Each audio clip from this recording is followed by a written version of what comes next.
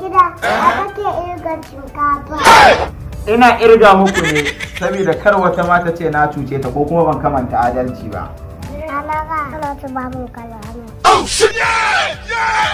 Matsalan mata kenan.